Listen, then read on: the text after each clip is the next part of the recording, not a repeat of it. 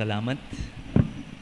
Purihin ang Diyos sa kanyang kabutihan sa atin na tayo po ay pinahintulutan na sumamba sa ating Panginoon sa araw na ito. So, blessing po, no? It's a joy to be able to see all of you sa simula po ng ating panambahan, the moment that we pray, read the scriptures. It's a blessing to hear the singing and to sing a little bit.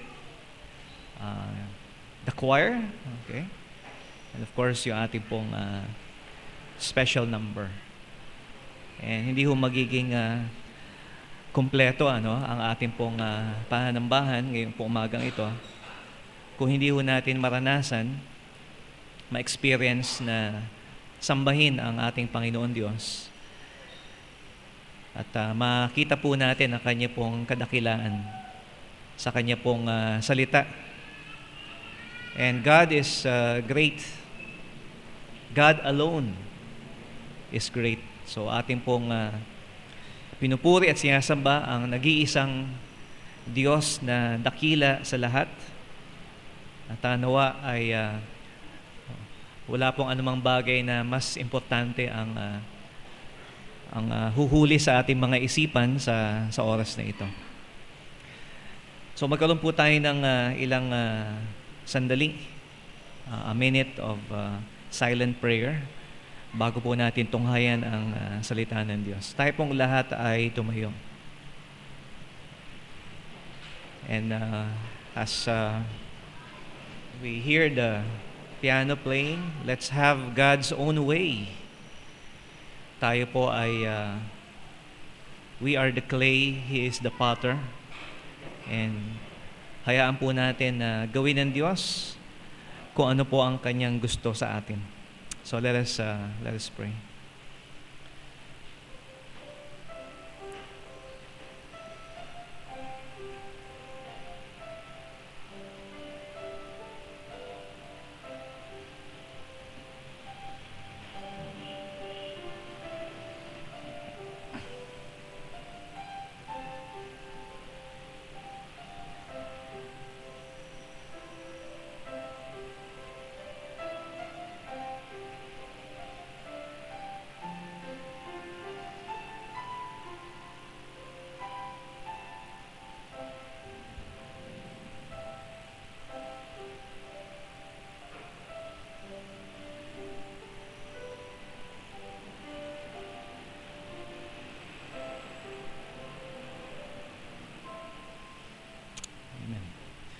While we are standing, let's read in respect to God's Word, Deuteronomy chapter 32. So if you have your Bibles, basahin po natin ang salitan, verses 1 to 18. Here in Deuteronomy chapter 32. And we'll be reading in the English by the King James Bible. So basahin po natin ng salitan hanggang verse 18. So it's almost a page, Ito pong lahat ng babasahin natin, but it's not the whole chapter. So chapter 32, verse 1 to 18. Simulan ko po sa verse 1 and you read verse 2. At hanggang umabot po tayo ng hanggang verse 18 lang po. Alright?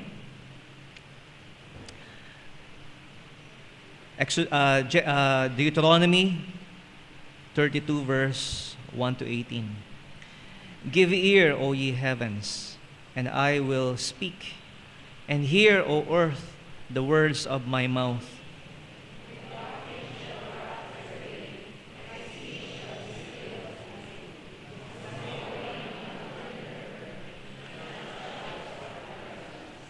Because I will publish the name of the Lord.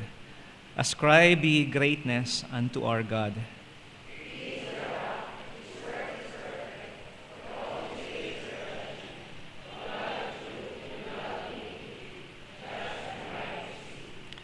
They have corrupted themselves. Their spot is not the spot of His children. They are a perverse and crooked generation.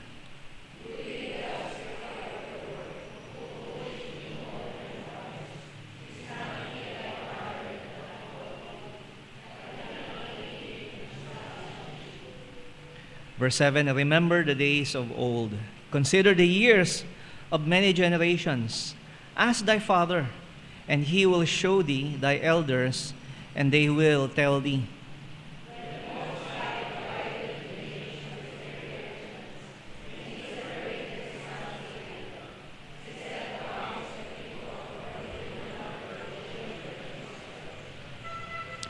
For the Lord's portion is His people.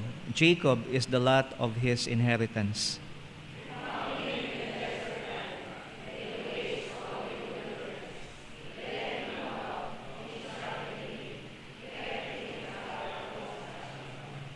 As an eagle stirreth up her nest, fluttereth over her young, spreadeth abroad her wings, taketh them and beareth them on her wings.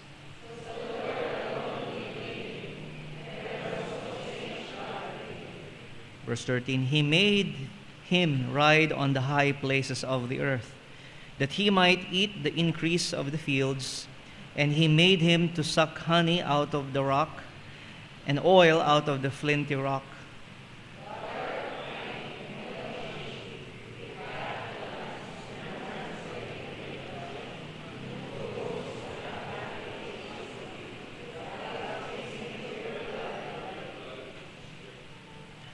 But Jeshurun waxed fat, unkicked. Thou art waxen fat, thou art grown thick, thou art covered with fatness. Then he forsook God, which made him, and lightly esteemed the rock of his salvation.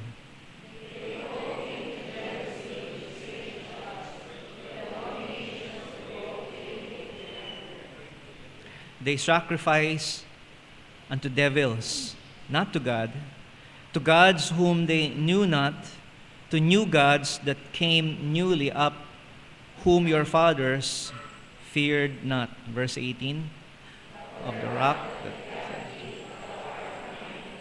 and has forgotten God that formed thee. God bless His word. May you may take your seats po. Thank you. So this month, tinatalakay po natin ang kadakilaan ng Diyos, the greatness of God. And I know, most of you, iniisip po natin na talagang dakila po ang Diyos. And since He is God, He cannot be otherwise. So this morning, I'd like to show you from these passages about the greatness of God contrasted by the corruption of His people. So ang kadakilaan ng Diyos ay nahayag at makikita po natin kung ito po ay we will contrast it. Kung ito po ay itatabi po natin sa corruption of God's people. Okay, so that means that even though God's people are corrupt, hindi ho sila matuwid at baluktot, hindi ho nawawala yung kadakilaan ng Diyos.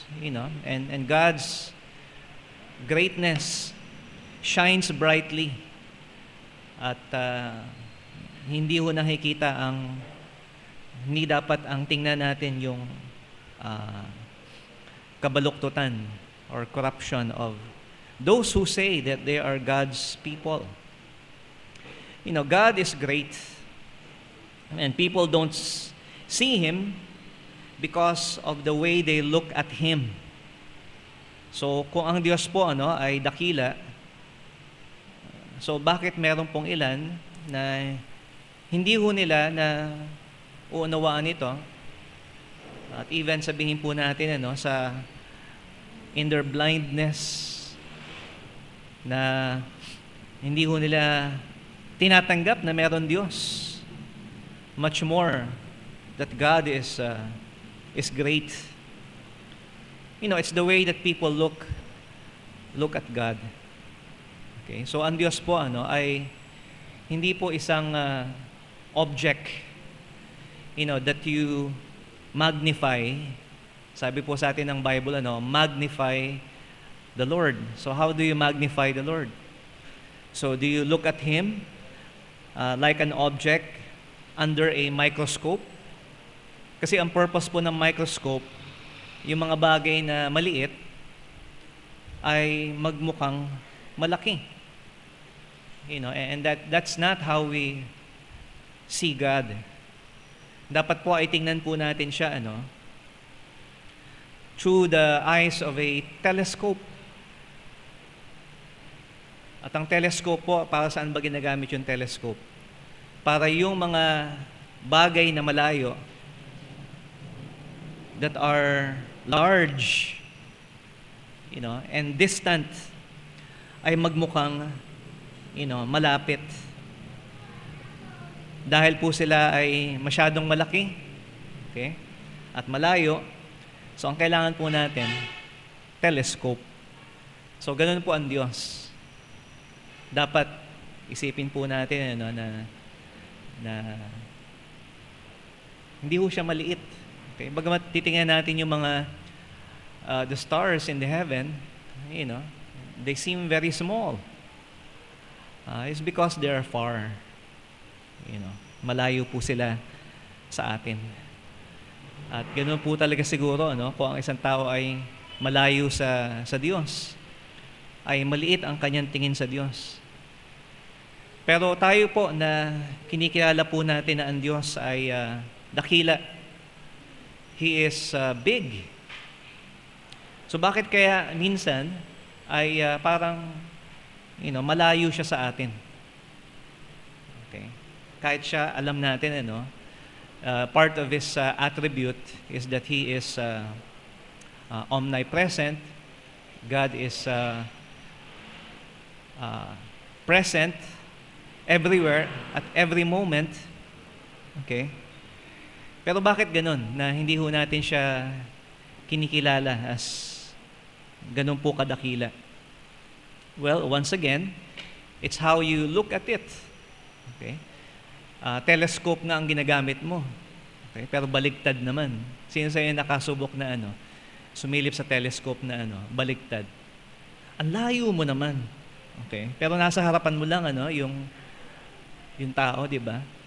Ang layo mo, hindi kita maabot. Pero, it's because it's baligtad, So, mahalaga po, mga minamahal, that we see how we look at God. At wala na hong iba na mahasay po natin maaring magkaroon ng I would say almost an exclusive claim to the knowledge of God than the nation of Israel. Sa katotohanan po na ang Israel andito pa rin po. It's in the Bible, of course, that nation is in the Bible. It's a testimony, that God is great and He does not change. But when believers acknowledge, the greatness of God, okay, and it doesn't seem, parang wala hong pagbabago. Kung tayo po ay lumalapit sa Kanya o lumalayo, it's because hindi ho sapat, mga minamahal, that we just acknowledge, His greatness due to lack of options. Okay, God is great, but tayo ho ba ay lumalapit? Diba?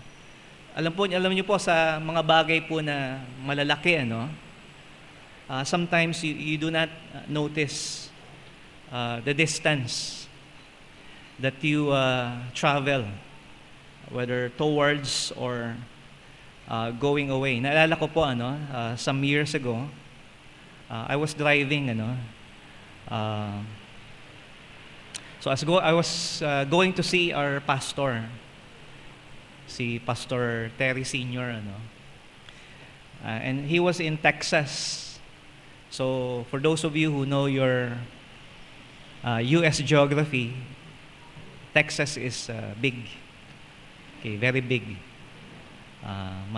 wide, and it's very big. So he's andun po siya sa Houston, and alam ko malayo, so I had to wake up very early, very early, madilim pa, at malamig, at kailangan maligo, no choice, okay, malamig. And so I started very early. I was able to cross 2 states, Alabama and Mississippi, and then Louisiana. And then pagdating ko po sa sa border of Texas, so sabi ko sa sarili ko, ba't pa ako titigil? Andito na ako. This is it. So, diretsuhin ko na. So, it's Saturday today, so I have to preach. Nung nagpapastor pa ho si Pastor Terry doon, diretso ko na. And I informed him that I'll be coming kasi andito na ako. Pero yun nga po, magtataka ka na andun ka na pero you're so near and yet you're so far. It's like this road sa likod po natin. Parang hindi yata natatapos itong kalsadang ito. And so what happened is that I made it very late. I was literally shaking from the vibration of the journey. And sabi ko na hindi ko na uulitin ito. Okay? So wala pa akong GPS noon, and that was something that I said, I have to stop. Pero yung po mga minamahal na minsan hindi natin alam dahil ang Diyos po ay napakadakila at hindi ho tayo pwedeng makalayo sa Kanya. Okay? Pero lumalayo tayo sa Kanya, pero parang isip natin, andyan pa rin naman siya. Okay? Without realizing, we are going the other direction. We are, far from God. While at the same time acknowledging that God is great. Okay? Dakila ang Diyos. Kahit saan ako pumunta, ay kasama ko ang Diyos. Pero ang problema, ina-expect mo na ang Diyos ang sumama sa iyo at hindi ikaw ang sumunod sa Diyos. So just because we acknowledge the greatness of God, does it mean that we are lumalapit po tayo sa Kanya? Now, dito po sa Deuteronomy chapter 32, last Sunday we preached on Exodus chapter 15. That was the beginning. Simula po yun ng kanilang journey to the promised land.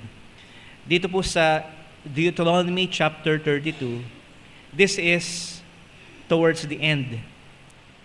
Okay, this is almost 40 years later. Okay? So from the Red Sea, yung Red Sea po ang tumapos sa kanilang pagkakaalipin sa Egypt. And from there, they were able to get to the promised land in 40 years. So that's a miracle po, a miracle because it doesn't take that far to cross Canaan. Hindi naman ganun kalayo. So bakit inabot sila ng 40 years? It could have just taken them mga days or 2 weeks at least to move into Canaan. But meron po kasing problema. It's because of the unbelief. Kulang ng pagtitiwala ng mga the children of Israel to the Lord. And they were tested dito po sa Exodus 15, the first time, and pagkatapos po niya, after their water problem, they were tested time and time again. At alam niyo po ito pong si Moses, nung simula, nagsulat siya ng song. Okay? After the Red Sea crossing. Here in chapter 32, guess what? He's also writing another song. Bago ho tumawid yung Israel to the promised land. 40 years later. So not only was he a lawgiver, but also a songwriter. So yung Psalm 90 is also penned by Moses. Isa pong malungkot na bagay in this episode of Moses' life is this. Bagamat siya po ay 140 years old, hindi pa malabo yung kanyang mata, and his natural strength has not abated, God said, he's not going to go to the promised land. Okay? God commanded Moses to go to Mount Nebo. At doon sa Mount Nebo, makikita niya yung promised land. But he's not going to be able to enter there. At doon po namatay si Moises sa bundok ng Nebo. At nilibing siya ng Diyos doon. And, nobody knows his exact graveyard. So, makikita po natin, isa pong bagay na malungkot. Miriam, died some years before. Yung kanya pong kapatid na si Aaron also, namatay din po siya, was not able to go inside the promised land. In fact, ito po ang parang malungkot all of them, lahat po ng mga lumabas po sa Egypt, 20 years old up, hindi ho nakapasok sa promised land. About 200, maybe more than 200,000 of them, their children was able to go in. So 200,000 people, including Moses, Aaron, Miriam, except for 2. Dalawa lang ang nakapasok, Joshua and Caleb. Very good. Okay? And he endorsed ito pong Israel, if you read that sa chapter 31, pinagbili na po ni Moses ang Israel dahil si Joshua po ang pinili ng Diyos para pumalit po sa kanya. So this is quite sad. Okay? Pero yun po ang kagustuhan ng Diyos. And Moses was not able to see, so to speak, their dream destination, which is the land of promise. But God is still faithful to His people. Kasi ang pinag-uusapan po natin dito, it was not just a promise to them, but to the nation. Okay? So, kahit wala na po sila, kahit namatay na silang lahat, yung pangako po ng Diyos remains true. It holds to every generation that passes. And so, sa pagkatapos po ng kanya pong mission, okay? Mission accomplished for Moses. God instruct Moses to write this song. If you go back to the earlier chapter 31 of Deuteronomy, in verse number 19, ito po ang sabi ng Panginoon. Now therefore write ye this song for you, and teach it the children of Israel. Put it in their mouths, that this song may be a witness for me against the children of Israel. For when I shall have brought them into the land, which I swear unto their fathers, that floweth with milk and honey, and they have eaten and filled themselves and waxen fat, then they will turn unto other gods and serve them. and provoke me and break my covenant. And it shall come to pass when many evils and troubles are befallen them, that this song shall testify against them as a witness. For it shall not be forgotten out of the mouths of their seed. For I know their imagination which they go about, even now, before I have brought them into the land which I swear. And Moses therefore wrote this song the same day and taught it the children of Israel. So makikita po natin, ang purpose po para itong awit na ito, ay sinulat, kinompose po ni Moses. At utos ng Diyos, isulat mo ito. That it may be a reminder to them. Okay? It is a witness against them. Okay. Because God is saying here, when I have brought them unto the land which I swear unto their fathers, then they will turn unto other gods. It's not a question of if. Okay? Na baka. Alam na ng Diyos. Okay? The moment that they see this plentiful land, they will forget God. Makakalimutan nila ang Diyos na nagdala sa kanila dito at nagbigay sa kanila. And so it's not a question of baka or if, but when. Kailan ba mangyayari yan? At napakabilis po ng pangyayari because right after Joshua died, so doon na po nagsimula yung tinatawag po nating apostasy. And what is apostasy? Ang apostasy po, generally, it just means yung pagtalikod sa Diyos. At ang Israel po, being God's people, turned their backs on God. And here in verse 29, in the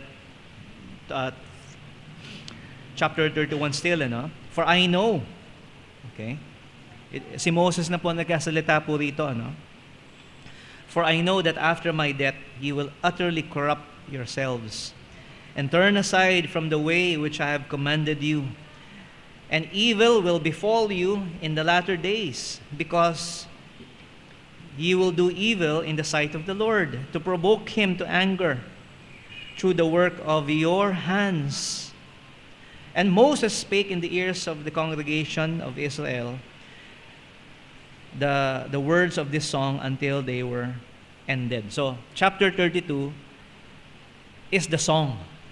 Okay? So, meron lang introduction dito si Moses, sa verses 1 to 3, na sinasabi po rito na this song is doctrine. Okay? Yun po ang maganda sa, alam niyo po, pag umaawit po tayo ng mga hymns, may substance po yung inaawit natin. Meron po yan doctrine. Okay? Meron po yang teaching. So hangga't maaari po, hangga't maaari, hindi man natin sinasabing masama, but there are certain songs that, doesn't teach anything. Parang paulit-ulit lang. Okay? And it is not filled with the substance of scriptures.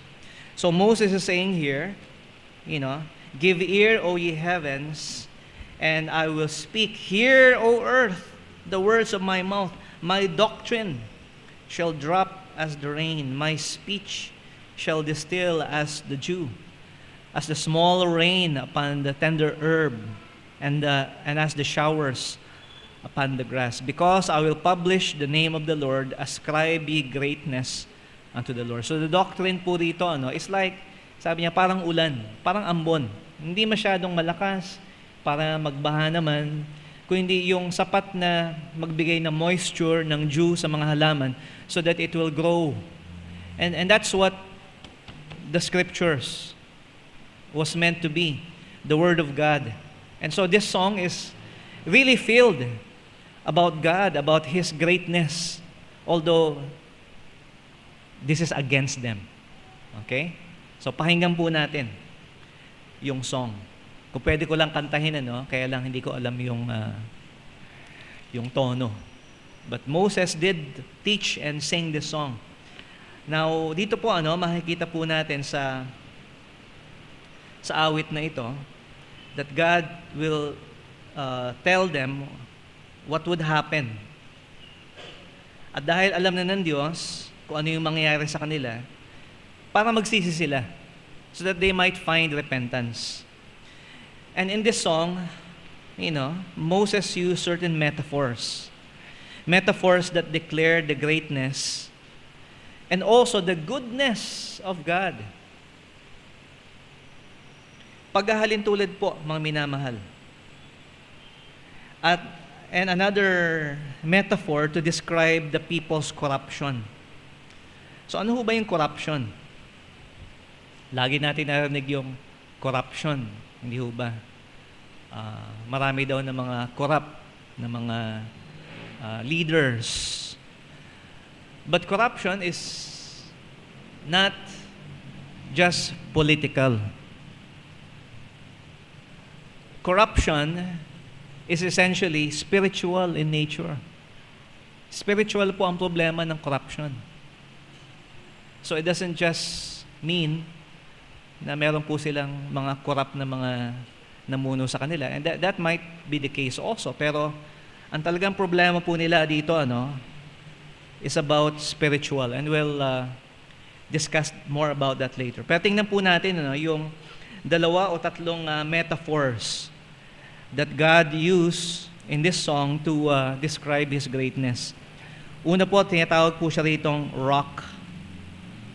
Rock, bato. Verse 4, He is the rock. His work is perfect. For all His ways are judgment, a God of truth, and without iniquity, just and right is He. So ito pong batong ito, hindi po ito maliit na bato. It is not a small stone or a pebble, but a big rock. Okay, malaking po ito, a big stone. Almost like a mountain. Solid po ito. Ito pong batong ito, speaks about the stability. It is a bedrock.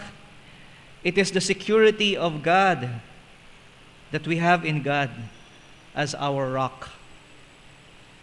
So, ang application po nito, if God is also, siya po ang bato po natin, then our life will be secure, will be stable, pag tayo po ay nagtitiwala sa Panginoon. And this was Israel's experience. Ang bato po ay hindi lamang stability. So dapat hindi sila mag-alala kung sila po ay nagtitiwala sa Panginoon Diyos.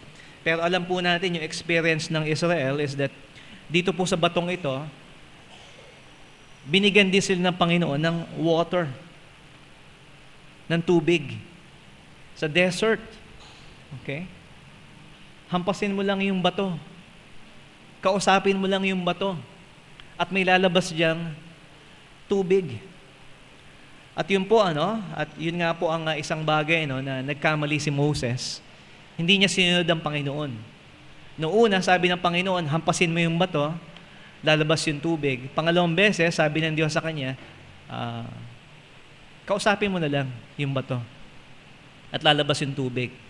Dahil sa inis ni Moses sa mga taong nagreklamo, nahampas niyo tuloy yung bato. Lumabas pa rin naman yung tubig. Pero sabi ng Diyos sa kanya, dahil dito, hindi ka makakapasok sa promised land. But that was supposed to be a picture of what Jesus Christ is to us. Tayo pong mga non-Jews. Tayo pong hindi mga taga-Israel. Ang connection po natin kay Yahweh is Jesus Christ. He is our rock. Sa 1 Corinthians chapter 10, mahabasa po natin na Paul connected Israel experience with the person of Christ. 1 Corinthians 10:4, and did all drink the same spiritual drink, for they drank of that spiritual rock that followed them, and that rock was Christ. So ang bato po kung saan tinatagpo ng Panginoon ang kanyang iglesia at kung saan dapat ang bawat mananampalataya ay itayo ang kanilang buhay is none other but the Lord Jesus Christ. But here it says God. It is God who is our rock. And the rock, sinasabi po rin po dito, hindi lamang po ito stability and security. It is not only a source of refreshing water, but also sinasabi rin po sa awit na ito ni Moses, na ito pong batong ito ang nagbigay ng buhay sa kanila. What he is saying here is that it is the rock that begat them. Ito po yung bato na nagsilang po sa kanila. Okay? Sa verse 6, do ye thus requite the Lord, O foolish people, and why? Is not He thy Father that hath bought thee? Hath He not made thee and established thee? So nagtatanong po rito si Moses sa pamamagitan ng awit. Hindi ba itong Diyos na ito, na ating bato, hindi ba siya ang nagluwal sa atin? As a nation, of course, siya ang nagbigay sa atin ng buhay. Siya ang, nanganak. Pinanganak tayo sa pamamagitan niya. Okay? So kung kayo ay anak ni Yahweh, if you are the children of the Lord, these children of Israel, then ang tanong po rito, mga minamahal, then why are you so corrupt? Why are you corrupt? Verse 5, they have corrupted themselves. Their spot is not the spot of His children. They are a perverse and crooked generation. Parang hindi makapaniwala. Ha? Anak ba talaga kayo? Kasi, yung mark, yung spot, parang, no way na kayo anak ng Diyos, anak ng Panginoon. Diba? Sinasabi nila. Okay, they claim that. Okay? Pero yung kanila pong pamumuhay speaks otherwise. So that yung mga nakakaalam, talaga, totoo, anak kayo ng Panginoon. It's so hard, to believe because they are so unlike, each other. The spot that they have is not the spot of His children. Pero alam niyo po, hindi pa rin sila tinatanggi ng Panginoon. Okay? They are the children of God. At least the nation, was begat by this rock. So that's the first metaphor, yung pong bato. Okay? Pangalawa po, is the metaphor of the eagle. The eagle. Dito po sa verse number 10, He found him in a desert land and in a waste, howling wilderness. He led him about. He instructed him and He kept him as the apple of His eye. So let me just comment on this, yung apple of God's eye. So yan po ang description ng Panginoon sa Israel. So ano ba yung apple of the eye? Okay, so narinig natin yan. May kanta pa nga yan . Pero ang sinasabi po rito, nung sila po ay nasa Egypt, God preserved them. Okay? God kept them intact as God's people. At yung pag-iingat ng Panginoon sa kanila, it's like pag ang isang tao po, tinatakpan niya yung kanyang mata, iniingatan niya. The very core or pupil of his eye. So, ganun po ang pag-iingat ng Diyos sa kanila. And so you will notice, dito po sa verse 11, as an eagle stirreth up her nest, fluttereth over her young, spreadeth abroad her wings, taketh them, and heareth them on her wings. So the Lord alone did lead him, and there was no strange God with him. Verse 13, He made him ride on the high places of the earth, that he might eat the increase of the field, and he made him to suck honey out of the rock and oil out of the flinty rock. So ang metaphor po rito, God is an eagle. So hindi siya eagle, okay? So therefore, we don't worship the eagle, but it's just used as a hinahalin tulad po para maintindihan natin. At paano ho ba ang paraan ng eagle para turuan niya yung kanyang mga anak na lumipad? Ang eagle pala, kahit eagle yan, hindi makakalipad yan kung hindi mo tuturuan. Wow, okay. Kung hindi tuturuan ng, di ba? Alam niyo yung kwentong yun, yung itlog ng eagle nahulog sa manukan. So, nung nampisa, akala niya manok siya. Okay? Tumitilaok siya, di ba? Kasi akala niya manok siya, bagamat iba yung itsura niya, So, hindi niya alam na pwede pala siyang lumipad. Kasi wala nagturo sa kanya. So, dapat pala, ang eagle, di ba? Malungkot pag yung eagle hindi nakakalipad. Di ba? Sayang. Kahit gaano kaganda yung eagle, ay pag hindi lumilipad yan, sayang. Pero kailangan turuan. Dapat pala turuan yan. And so ito yung metaphor, yung meaning of this metaphor is that yung pong eagle, ang ginagawa niya po rito sa verse 11, stirred up the nest. Okay, so kung ikaw yung isang eagle baby, so ando ka sa nest, di ba? So anong ginagawa mo sa nest? Wala, nakaupo ka lang. Sap ng buhay mo. Tapos pag dumating na yung mama mo, nakanganga ka na lang, nakanganga. Ibig sabihin, dadalang ka na lang ng pagkain. Okay lang yun. Okay lang, kasi baby ka pa eh. Pero pag lumalaki na yung eagle, tapos napansin, may pakpak na to . Ano ang ginagawa ng mommy eagle? Ang ginagawa ko ng mommy eagle, okay, bagamat masarap doon sa nest, malambot, di ba? Ayun, dinideliver nila sa kanya yung pagkain. Ang gagawin ho ng mommy eagle, sisirain niya yung nest. Sisirain niya. Sabi ito, stir it up the nest. So itong si eagle naman ngayon, yung anak, ba't mo sinisira? Okay, gusto ko to eh. Sisira mo yung bahay natin. Okay. So hindi na siya komportable ngayon. So wala ngayon siyang choice. Kailangan siyang umalis. Kailangan siyang lumipad. Paano kung ayaw pa rin lumipad? Okay. So kukunin siya ng kanyang mommy eagle, lilipad ng mataas. I think this is scientific, Lilipad ng mataas, tapos bibitawan. Siyempre, iyak naman si eagle. Okay. Ba't ako binitawan?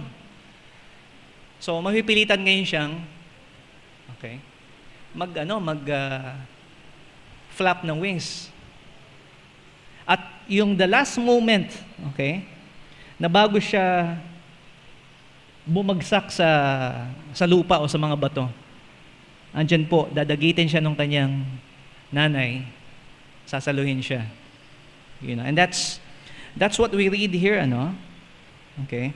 As an eagle stirred up the nest, fluttereth her over her young, spreadeth abroad her wings, taketh them and beareth them on her wings. So alam nyo, ganun ang ginawa ng Diyos sa Israel. Okay? Okay naman sa Egypt. Okay? Maganda yung Egypt.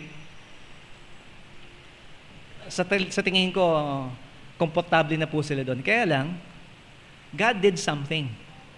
Hindi naman kasi yun ang lugar nila. May ipinangako ang Diyos sa kanilang amang Abraham na lugar for Israel. And so, God made things uncomfortable sa Egypt. So, andyan si Parao, ayaw sa kanila. And God almost quite literally destroyed Egypt. Okay? So that bakit pa natin gugustuhin dito sinumpanan ng Diyos lugar na yan, sa mga salot. So, they left, Egypt. And that's that's what happened here, when God said, I found him in the desert land and kept him as the apple of the eye. So tinuruan po ng Diyos ang Israel, as an eagle teacheth her children to fly by dropping them. Pero hindi sila pinabayaan ng Diyos na tuluyang mahulog at mapahamak.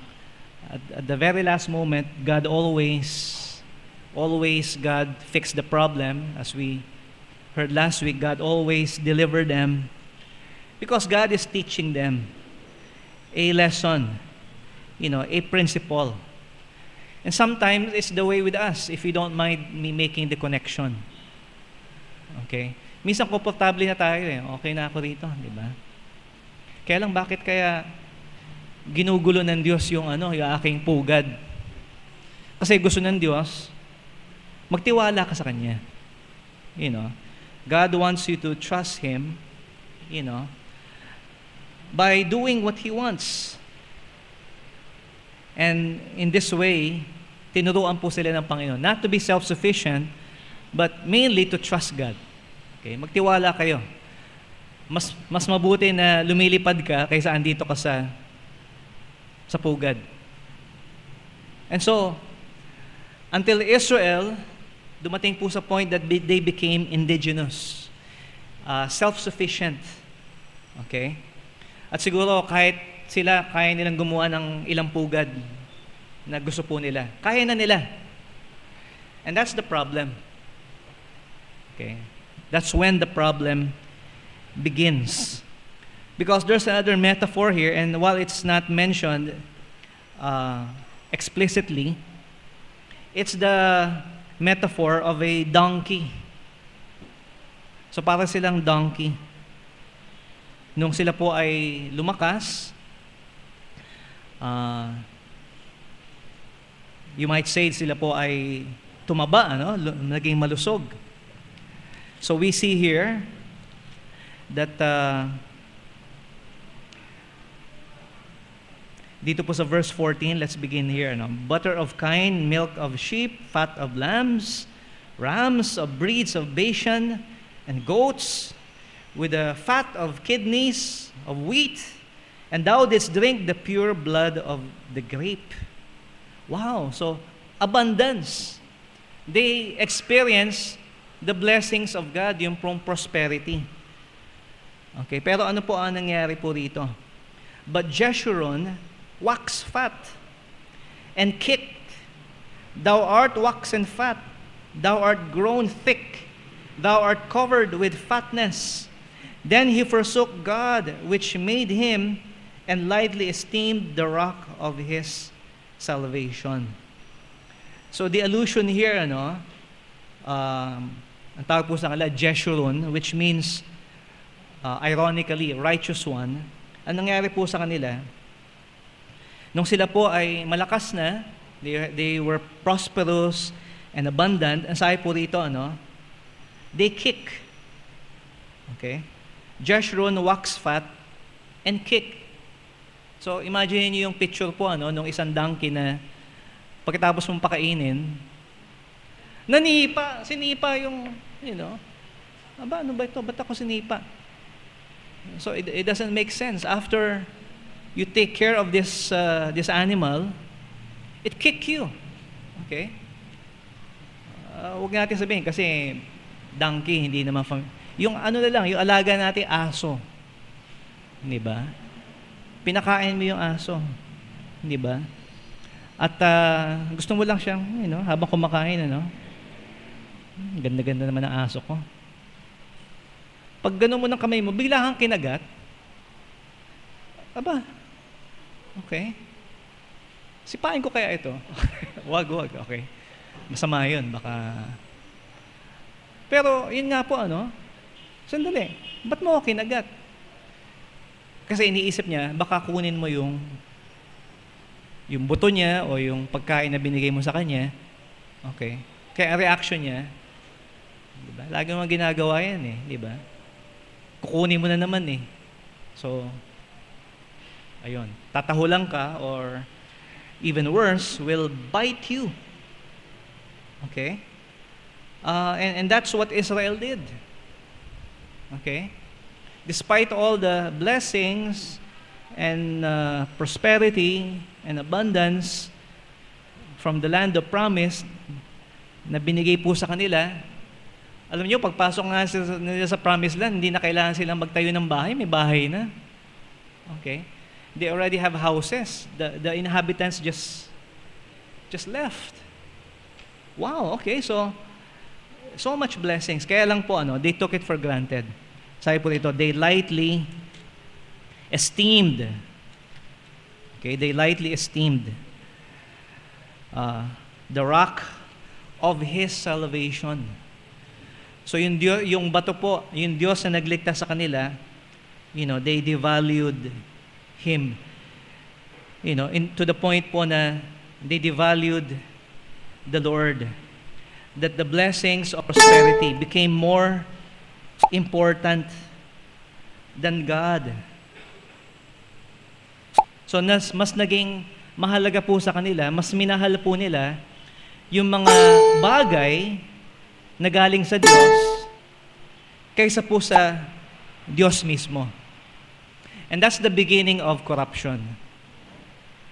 That's the beginning of actually apostasy, That's the beginning of apostasy that leads to corruption and that leads to more apostasy. And it's a vicious cycle po na talagang palubog ng palubog po ang Israel from apostasy to corruption. And ito pong apostasy po nila, it was in the form of idolatry. Verse 16 and 17, they provoke him to jealousy with strange gods. With abominations provoke they him to anger.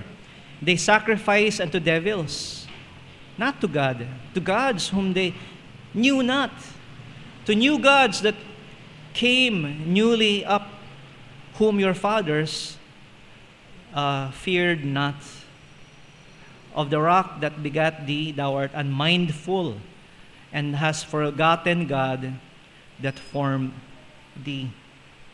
So ano po ang sinasabi po rito? What does this mean? Yung kanina pong idolatry, mga minamahal.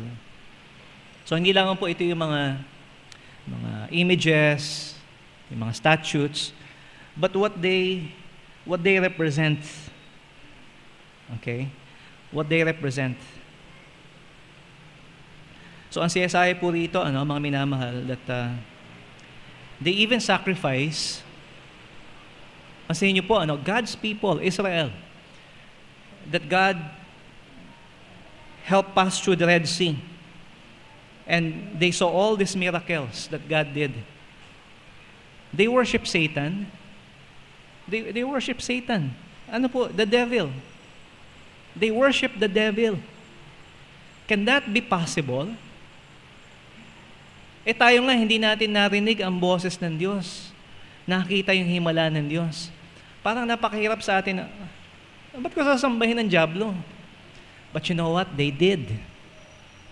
Although not directly, it's through the idols. Because, they are controlled. They are in bondage. So ito po ang mga minamahal, ang tandaan po natin. When you worship,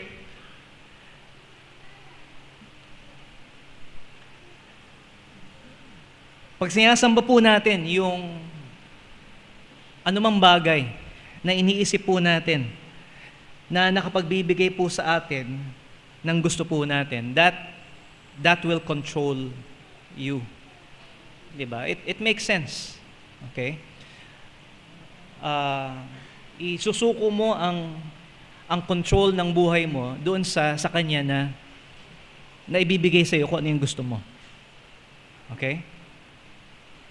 And they worship They worship that which give them what they want. And they realize God doesn't always give them what they want. Okay?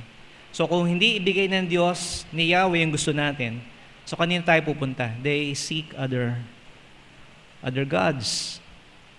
Okay? And sad to say po, most of the gods, I think, are lifeless non-entity. In other words, they're just fiction. Okay? So sila Zeus, sila, I don't know,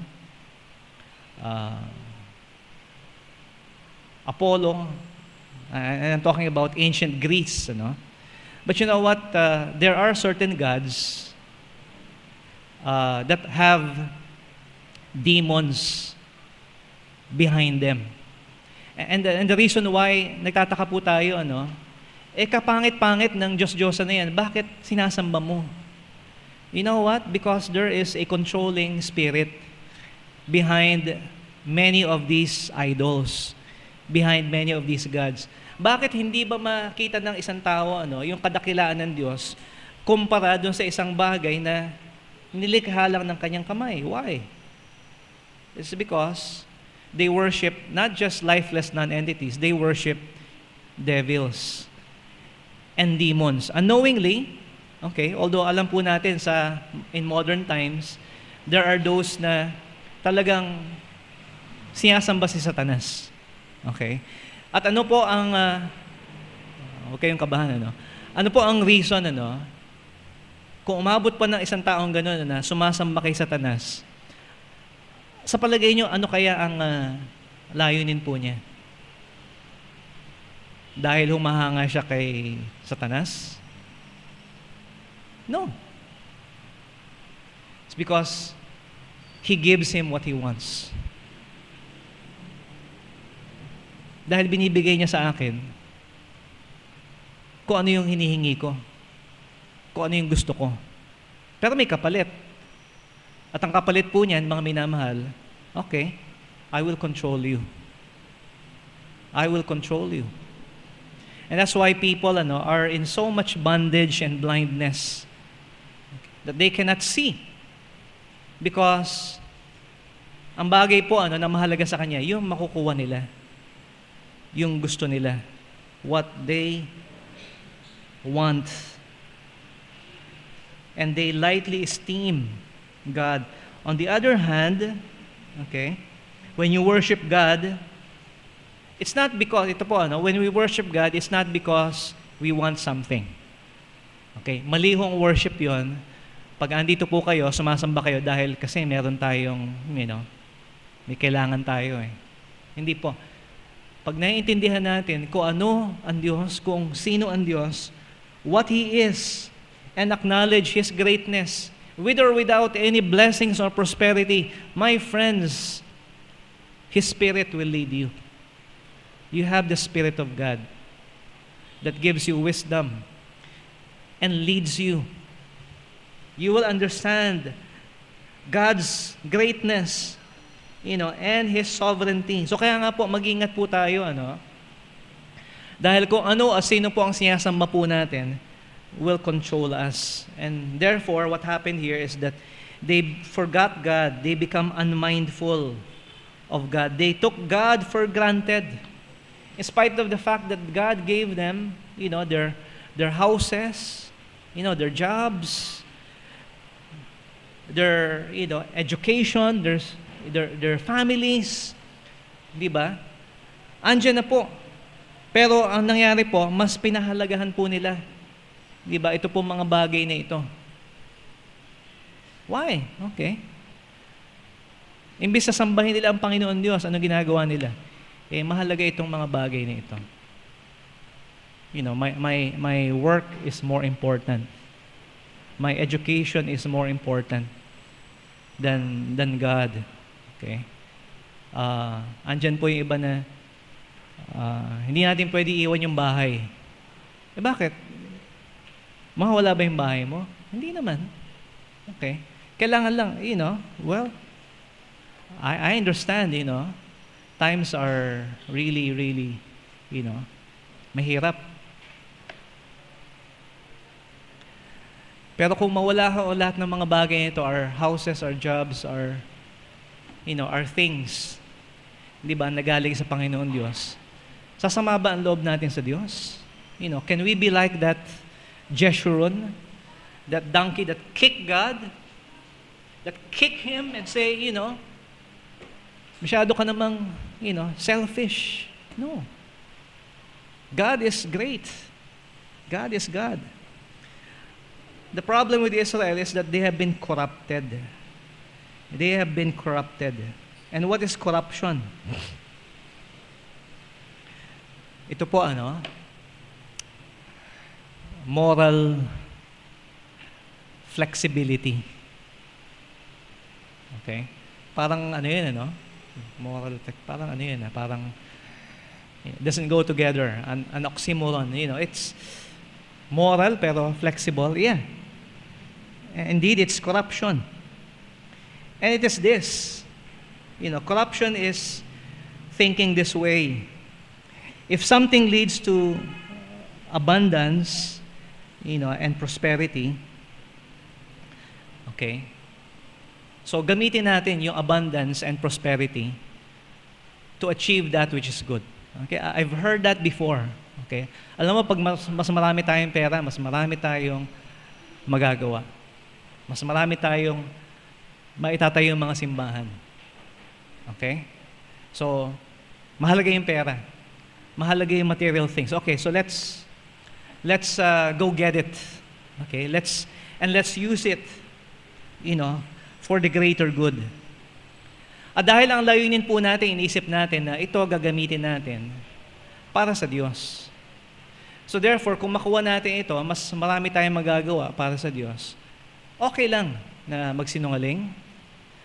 It's alright to lie, to cheat, to steal, to bribe, so that you could get that which potentially pwede mong gamitin para sa kalulahatian ng Diyos.